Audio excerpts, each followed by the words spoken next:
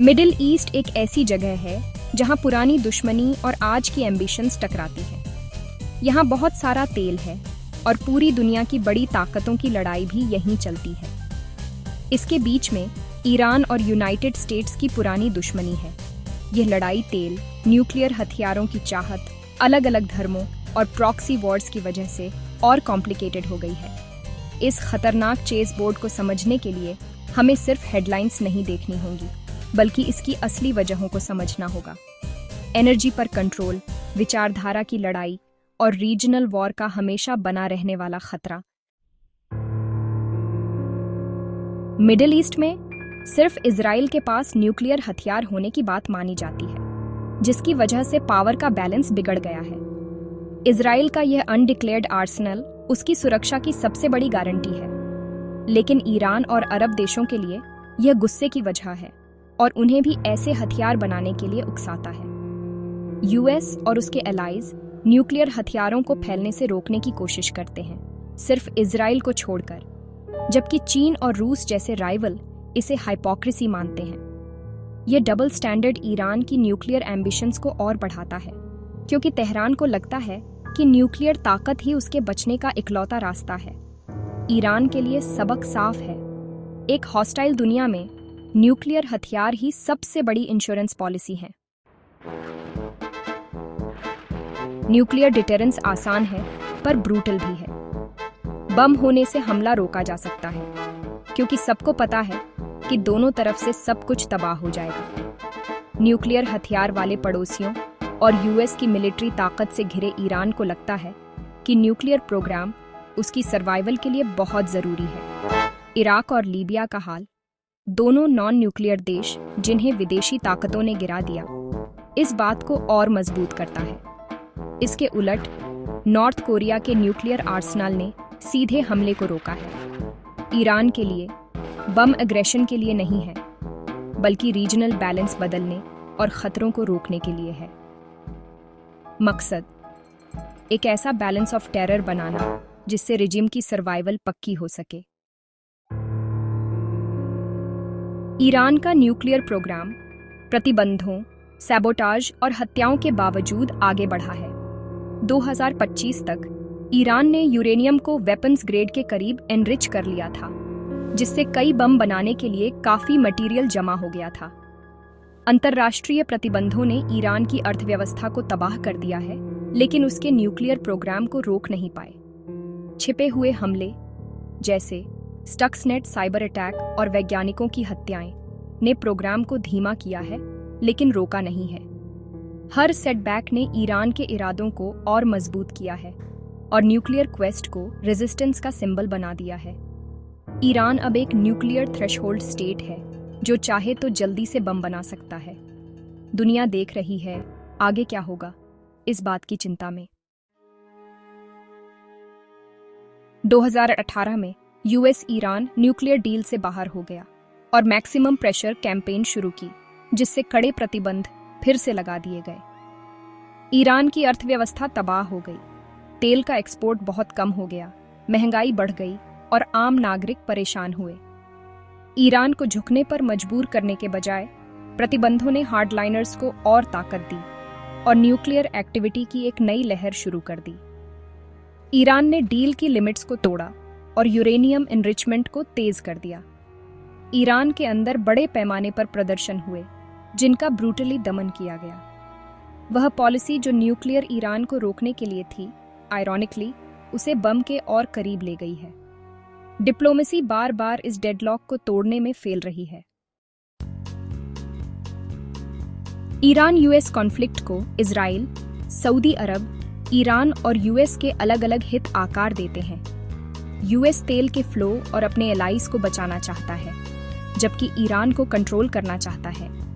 Israel एक nuclear Iran को अपने लिए एक बड़ा खतरा मानता है और उसे रोकने के लिए कोवर्ट और ओवर्ट दोनों तरह से काम किया है। सऊदी अरब ईरान का सुन्नी राइवल, रीजनल डोमिनेंस और मुस्लिम दुनिया के लीडरशिप के लिए कम्पीट करता है।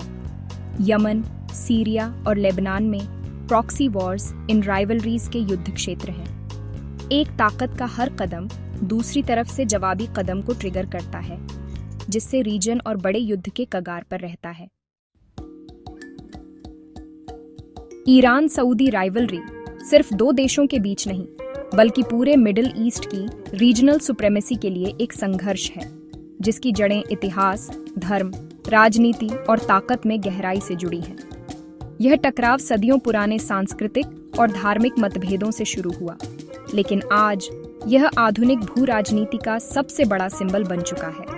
ईरान, जो कभी शक्तिशाली फारसी साम्राज्य का वारिस रहा है, आज एक रेवोल्यूशनरी आइडियोलॉजी को बढ़ावा देता है।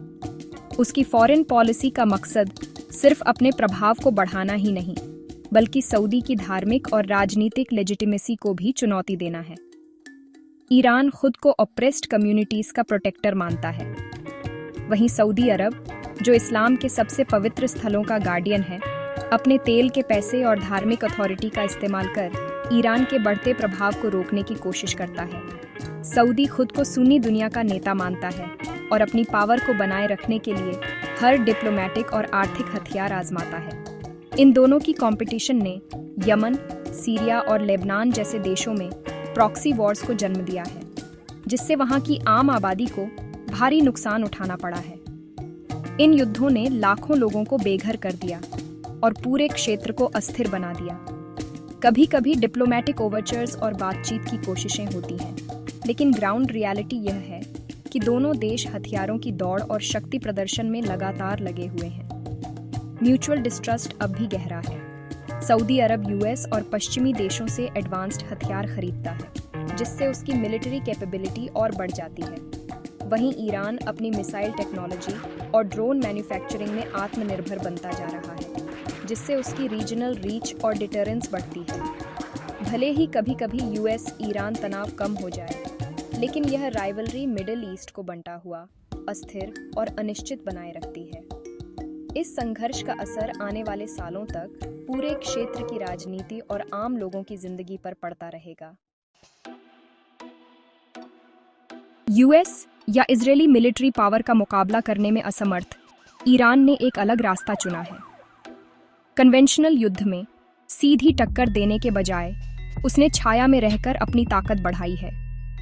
ईरान प्रॉक्सी के एक जटिल नेटवर्क, एक्सिस ऑफ रेजिस्टेंस, पर निर्भर करता है, जो पूरे मिडिल ईस्ट में फैला हुआ है। ये नेटवर्क ईरान के लिए एक सुरक्षा कवच की तरह काम करता है। क्वाड्स फोर्स, जो ईरान की रेवोल्यूशनरी गार्ड्स की एक खास शाखा है, इस नेटवर्क को मैनेज करती है, ट्रेनिंग, फंडिंग और हथियारों की सप्लाई का जिम्मा उठाती है। यह फोर्स लेबनान में हिजबुल्लाह, गाजा में हमास जैसे संगठनों को मजबूत बनाती है और यमन में हौथी जैसे समूहों को सपोर्ट करती है, जिससे ईरान की पहुंच अरब प्रायद्वीप तक हो जाती है। ये प्रॉक्सी ईरान को पावर दिखाने, अपने दुश्मनों को रोकने और क्षेत्रीय राजनीति में दखल देने में मदद करते हैं, जबकि प्लॉजिबल डिनाइबिलिटी बनाए रखते हैं, जिससे ईरान सीधे टकराव से बच जाता है। प्रॉक्सी वॉरफेयर ईरान के लिए कम खर्चीला और कम रिस्की है, क्योंकि इसमें अपने सैनिकों की जान जोखिम में नहीं डालनी पड़ती।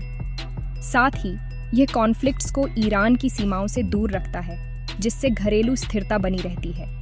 लेकिन यह रणनीति मिडिल ईस्ट को डिस्टेबलाइज भी करती है, क्योंकि प्रॉक्सी ग्रुप्स अक्सर अपने एजेंडे के लिए हिंसा का सहारा लेते हैं। इसका नतीजा है आम नागरिकों की तकलीफ और हिंसा का एक अंतहीन चक्र, जिसमें निर्दोष लोग फंस जाते हैं। यूएस और इजरायली इंटरेस्ट्स अक्सर इन प्रॉक्सी हमलों के निशाने पर होते हैं, जिससे तनाव और बढ़ जाता है। इसका सीधा असर यह है कि क्षेत्र में मिलिट्री एस्केलेशन लगातार बनी रहती है और कभी भी बड़ा युद्ध छिड़ सकता है।